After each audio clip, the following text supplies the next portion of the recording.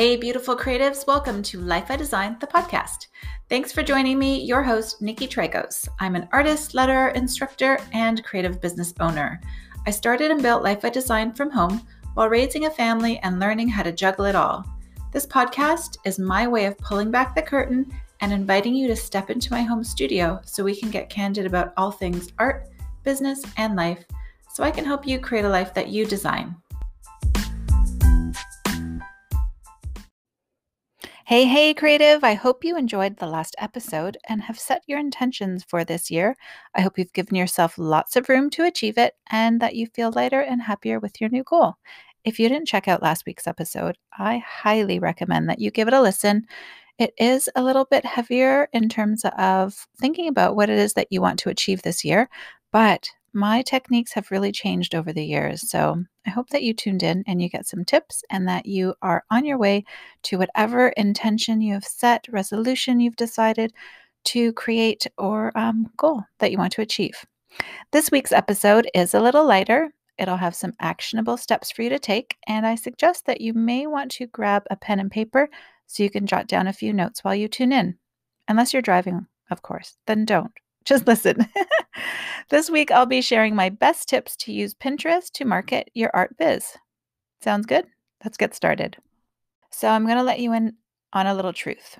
Working as an artist isn't always about spending time painting or sketching or designing, especially if you're self-employed like I am. We need to spend at least, I'd say 25% of our time on things like marketing or emails, packaging, invoicing, the list goes on. But when I find tools that help me grow my business easily or allows me to automate tasks that I have to do that I might not like be doing, I lean into them. So a few years ago, I actually noticed on my site analytics for Life by Design that a lot of my referrals for my website were coming from Pinterest. So they weren't coming from Google, not email campaigns that I was promoting, not Instagram, but from Pinterest. So I decided I needed to learn how to utilize Pinterest better. So make sure that I was maximizing it so I could create more reach and maybe even automate that. I went to a workshop, and that's when I first learned the potential of Pinterest. Pinterest was always a site that I loved using for my own purposes. So I would pin things like recipes or home decor inspiration, and I had a ton of boards and I would just pin to them. But after taking this workshop, I realized the potential. So I decided to take an online class and I started using a scheduling tool. And I really spent about 12 months or so growing my Pinterest a little bit more with a goal in mind, let's just say. And I watched the analytics and I started strategically pinning versus just pinning my favorite recipes or the home decor or even pretty pictures of places I wanted to visit. All of those things are still important, but what I was pinning for my business was where the strategy came into place. So before I dive in to some of my best tips and practices, because I feel like there's a ton, I don't know how many I'll get through with this episode, but let me explain something to you. Pinterest is a search engine tool, so it's not a social media site, which means people use it like they would use Google. They use a keyword search to find what they're looking for and then visit the site that speaks to them most. I find it's more visual than Google because you search images and keywords versus just keywords, mostly in Google. However, in the last 6 months or so of recording this episode, I've noticed that Pinterest is using more video pins. They are promoting community and the ability to comment on your pins. And I actually just in the last few days started using their beta story post feature, which is kind of cool. So I use Pinterest differently than I would use Instagram. And I want you to get set up properly so that you can decide how much of the features you want to use and see how you can use it to grow your own art biz. Okay, sound good? So I want to set a goal. Our main goal for using Pinterest is to get people to follow you on the platform for sure. You want to show up in their feeds. So whatever you're pinning, you want those pins to show up on their feeds. And most importantly, you want them to click on your pins that direct them to your beautiful art on your website or to whatever freebie you're promoting or whatever it is that you want them to connect to you with. Okay, so that's our main goal. What I'll be sharing with you in this episode is how to drive that traffic organically and even passively with the tips that I'm about to share with you that worked for me and that got me, I think the highest I hit was maybe 3 million impressions on Pinterest. And that's when I'm using the platform more regularly, but it's quite easy to build up to and then just kind of let it ride. Okay, sound good? So the first thing I want you to do is work on your profile. I know, basic, but it is so important. I want you to work on your profile, make sure that it has your name, your business name if you have one, and then let your profile speak to who you are a little bit. You can use the profile that you've set up for your Instagram account or your Facebook, whatever, but I just want you to make sure that you include who you are, what you do, and a little bit of your personality. So, mine, for instance, has my name and life I design. It states that I'm an artist, an instructor, a podcaster, and then I have a little fun statement about what you can expect. I'm going to read. I actually took a note of what my latest profile says because I do change it up depending on what it is that I'm focusing on. So mine says, learn to paint, express your creative side, and lots of home decor inspo too. And then I direct them to my website by saying, learn more here, lifeidesign.com. Okay, so you want to direct them to get to know you, but also to start following you on your own website. Okay. So, again, a few things to include are your name, your business name if you have one, who you are, and make it interesting. Show them who you are. Let your personality shine. Okay. So, tip number 2 is to make sure you include a photo of your face. This is something you should be doing across all your social media accounts too, unless you want to build a brand versus building you as a person. I highly recommend that you include a photo of you. Okay. Make sure your profile photo is clear, crisp, and current. Okay, no excuses. Phone cameras these days are amazing. I use my iPhone camera to take product shots, website shots, and even record all of my classes. So use that phone camera to take a really great photo of you. Okay, so tip number 3, once your profile is done, make sure you claim your website. So if you have a website, that is, but you should have a website, hopefully. Using Pinterest instructions, you can connect to other social media accounts. You can claim your website. You can get that all set up. And that can be found in the settings tab in your profile. So make sure you're using Pinterest on your computer, not the app on your phone. Okay. I have a business account because I really want to use it strategically and I want to see the numbers of how each pin is doing. And recently I've been using ads on Pinterest. So I want to make sure I am tracking them to make sure my pins are doing well and the money that I'm spending on the platform when I am spending it is working to my advantage. Okay. So there are instructions probably on YouTube and things like that. I'm not going to go through that minute detail, but I want you to make sure you set up your profile in the fullest that you can and that it's linked to everything. Okay. So let's talk about some fun stuff now. Let's start creating some boards that you can use for your art, for your biz, but also that you are interested in. Okay. Here's really where the fun begins. So I would say this is like tip number 4. I'm kind of keeping track, but I'm not. So tip number 4, pick 5 things that you love. Okay. What do you search for on Pinterest? Or what are you finding that you're pinning over and over again? Those things make up who you are and what are unique to you. So start showing people what you love and who you are, and you'll be attracting like minded people who will want to get to know you a bit more and to see your art and your business pins. Okay. So I want you to brainstorm a bit. I want you to think about things like, what do you love? Is it decor or other people's art or food? Okay, think about that.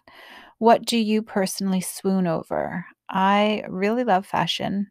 I really love design and home gardening. So, those are things that I find I just naturally gravitate towards. Think about things that you save naturally without giving it a second thought. So, is it crafts? Is it art? Is it food? Whatever. You get the picture. Just pick 5. I would say 5 is a really good variety. And those are things that you should be sharing on social media like Instagram and Facebook too, so people can get to know you. Okay. So, what I want you to do are start creating your boards. So, I want you to offer variety to your followers and make sure that you're completing all of the fields when you create a new board. Again, I'm not going to go step by step to how to create a board, but the things that I want you to make sure you're filling out is filling out the title in full. And I want you to pick a name that describes what you're pinning. So make it cheeky and fun if you want, but if you're pinning bedroom decor, make sure you include the words bedroom and decor and not use a title like a place where I want to sleep, because you want to make sure that you have keywords that people are using. Okay. So yes, that's cheeky, place where I want to sleep. I actually like that for a title, but you want to make sure that when people are searching for bedroom decor, that your board comes up. Even though it's not related to your art, the traction will naturally happen. And again, all the algorithms and everything will fall into your favor. Okay. So next, in that same board, what I want you to do is describe what you're going to pin. And again, keywords here are really important so that Pinterest and Google can search your board and can show your board to more and more people. So what I did was I actually took the description from my Life I Design board. I'm going to read it to you. So I have a board called Life I Design, and that's where I pin a variety of things. So it's the description reads, pins to inspire you to live a life you design, including a podcast. From expressing your own personal creativity, learning how to paint in watercolors, modern calligraphy, or designing, to surrounding yourself with art and tools to help you and your own design process. This board is filled with all the creative things that light me up and get me jumping out of bed in the morning with my hot coffee in one hand and brush in the other. And then I give them my website. Okay, so don't be afraid to show your personality and get excited about what you're pinning. I've stacked some keywords in there like watercolors, modern calligraphy, but I also showed my personality and I wrote it so that someone can read it and be inspired. Okay, I created boards that I love, but also boards that I think my ideal customer would love. So I imagine that my ideal customer loves home decor and yummy foods. She enjoys inspirational quotes and traveling to new and exciting places. She actually sounds a lot like me, which is what you should be doing if you don't know who your ideal customer is. That's another topic on its own. So here's what I want you to do. This is another tip. We'll call it tip number 5. I haven't been keeping track, but I want you to start with 5 or so categories of boards that you love, and I want you to start growing from there. So create 5 or so boards that express who you are, that show your art biz, and it'll allow your followers to get to know you a little bit. Okay, next tip. Let's say it's tip number 5. Maybe I should stop keeping track. Let's start pinning and how to pin the right way. Okay. So you need to be a little bit strategic with pinning when you're growing your audience. You want to make sure that you curate a selection of pins that your ideal customer will get excited about, but will repin. And most importantly, that will take them to your site. Okay. So for instance, I blogged for years and years, and I created blog posts and pins that my customers would get excited about. Let's take modern calligraphy, for example. I would blog about how to improve your modern calligraphy skills, how to create name cards, and everything in between. So project-based, but information as well.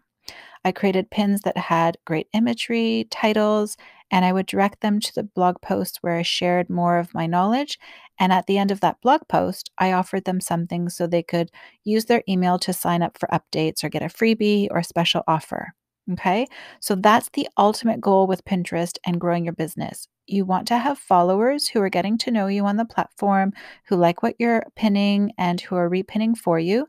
But then you want them to go to your website and agree to exchange their email address for a freebie or a special offer so that you can continue then to send them emails, nurture that relationship, and really grow that connection with them. Okay. So I'm not going to go into detail about how to pin on Pinterest. Again, I'm sure there's a ton of YouTube videos that you can watch, but what I want to do is share how you can easily create a strong pin so that it catches fire and it gets really popular, driving traffic to your site every time someone pins it and shares it to their followers. Okay, that's really where Pinterest gets exciting. So this is tip number whatever, 6, I think. So you have a product and you want to promote that product, or you have a blog post or a freebie, whatever. Now what? My next tip is to hop on over to Canva. Canva is an amazing tool that I use and have been using it for years. You can use their free templates to create really beautiful Pinterest images easily and quickly. Honestly, they have photos, they have font pairings, they have templates. It's all ready for you to just plug in your own keywords, your own website, maybe even your own photography. I do. Sometimes I use theirs, but it's really easy. Then you can download that design and you can upload it to Pinterest. Okay. But before you get designing on Canva, I want you to research some keywords on Pinterest. I want you to start learning about keywords if you're not familiar with them yet. Keywords are common words or phrases that people type in the search bar to find what they're looking for. So, for instance, if I wanted to share a watercolor freebie that I created, I would type in the search bar watercolor painting and then see what comes up. So I actually just did that to see what would come up. So watercolor for beginners, watercolor easy, or watercolor tutorial came up in the search bar. So when I'm creating a graphic on Canva, I'll include watercolor tutorial and really large, easy to read lettering for my Pinterest graphic. Okay. Next, when I'm pinning that image, I will use that same title in my pin title. So it will read watercolor tutorial for my pin title, and it'll be on the image. And then in the description, I'll use the same keywords, maybe something like new watercolor tutorial that shows you how to mix watercolor paints to achieve a beautiful brushstroke like no other. And then I'd include my website URL because I always want to make sure it's visible. Okay, so next, here's another great one. Use those same keywords in your hashtags. So I don't overdo hashtags in Pinterest. I maybe use 2 to 5 max. But using keywords over and over again in your Pinterest graphic, in your title, as well as your description and hashtags will get your pin showed more quickly and to those who are typing in things like watercolor. Okay, that's really easy. So I don't know what tip we're on, but this next one is a really big one. Pinterest just recently started working on their game when it comes to video pins and competing with other platforms. So if you're already using videos on sites like Instagram or TikTok, use them here on Pinterest. So you're just repurposing content, you're not reinventing it. I'm all for creating content once and reusing it for multiple platforms. The less time that I can spend on that 25% of my business that isn't spent on making art, the better, because I know I can spend it painting and making art. So, what videos do you currently have that you can upload to Pinterest? Are there some behind the scenes of works in progress, or a sneak peek at your studio, or maybe some new tools that you love? Make sure you have a board that suits your videos before you start uploading it there, and then start uploading videos. So do the same thing. Use the keyword strategy that I shared for creating a pin. Use that same strategy for your videos too.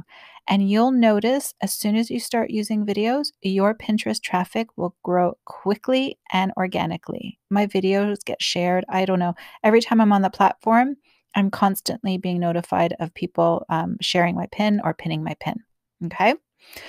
So, my last few tips, I feel like there's a ton, but maybe there is a part 2 for this episode, and we'll talk more about Pinterest because I do feel I've got like so much to share. Now, my next few tips. So, make sure you pin daily. So, schedule your pins if you have to. I use Tailwind. I've used it in the past and I've just started using it again because using Pinterest and increasing my web traffic is a big goal for me in 2021. So, I've decided to sign up with Tailwind again and start scheduling my pins. So, if you're not familiar with it, look it up. I'm not an affiliate, I don't promote it, but I do share everything that I love and I truly use. So make sure that you are pinning your own pins for your art biz daily, but you want to also be sharing 4 to 5 or so other pins on the platform that other people have created. This is the key. This is where you get to show your personality with home decor pins, studio pins, yummy food pins, whatever. And actually, Pinterest will they'll appreciate that you're pinning within their platform. So you'll actually start to work with the algorithms. Okay.